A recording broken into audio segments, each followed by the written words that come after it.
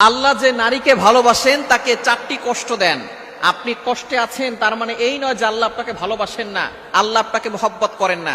আপনি কষ্টে আছেন, এটা হচ্ছে আল্লাহ আপনাকে ভালোবাসেন, এটা বোঝার অন্যতম একটি লক্ষণ।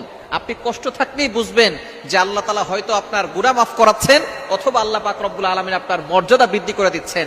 সুতরাং নারীদের জীবনে যদি এই চারটি কষ্ট থাকে, তাহলে বুঝে নিবেন যে আল্লাহ পাক রব্বুল আলামিন আপনাকে ভালোবাসেন, আপনাকে মহব্বত করেন, এবং এই কষ্ট দিয়ে আল্লাহ পাক রব্বুল আলামিন আপনার মর্যাদা বৃদ্ধি করে মৃত্যুর সাথে সাথে আপনাকে জান্নাত দিতে চাচ্ছেন। নাম্বার 1, 1 নাম্বার হচ্ছে মানুষের অন্যায় সমালোচনা।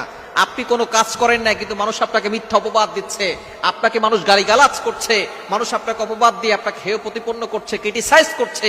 যদি এরকম দেখেন তাহলে মনে করবেন আল্লাহ আপনাকে ভালোবাসে। আল্লাহ পাক রব্বুল আলামিনের একজন বান্দি ছিলেন দুনিয়াতে, যার নাম হচ্ছে মারিয়াম আলাইহিস সালাম।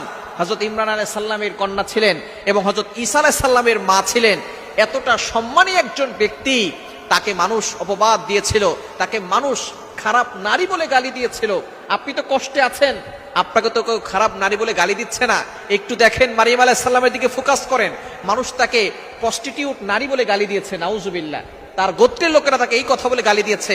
আল্লাহ পাক রব্বুল আলামিন তাকে পরীক্ষা করেছিলেন, স্বামী ছাড়া সন্তান দিয়েছেন। জিবরাইল আলাইহিস সালামকে তার কাছে পাঠিয়েছিলেন। জিবরাইল আলাইহিস সালাম তার কাছে গিয়ে বলতেছেন, আপনাকে আল্লাহ তাআলা সন্তান দান করবেন, পুত্র সন্তান, এই সন্তান নবী হবেন। এবার মারিয়াম আলাইহিস সালাম বলতেছেন, আমার তো কোনো স্বামী নাই, স্বামী ছাড়া কখনো সন্তান হয় না।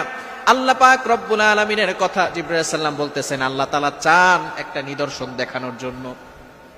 আদম আলাইহিস সালাম আর হাওয়া আলাইহিস সালামকে আল্লাহ তাআলা বাবা মা ছাড়াই তৈরি করেছেন।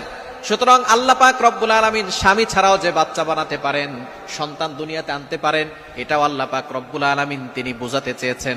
সুতরাং স্বামী ছাড়া আল্লাহ পাক রব্বুল আলামিন এমন ব্যবস্থা করবেন যে আপনার গর্ভে সন্তান চলে আসবে।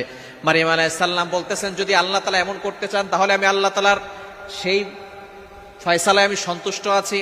জিবরাইল আলাইহিস সালাম এবার তার জামার আস্তিনে একটা ফু দিয়েছেন, আর তার গর্ভে বাচ্চা চলে এসেছে।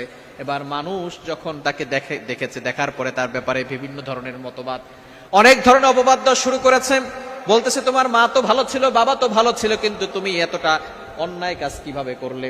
এই যে একটা অপবাদ সে সহ্য করেছে, কিন্তু তারপরও তিনি ভরসা হারান নাই, আল্লাহর উপরে সবসময় ভরসা রেখেছেন।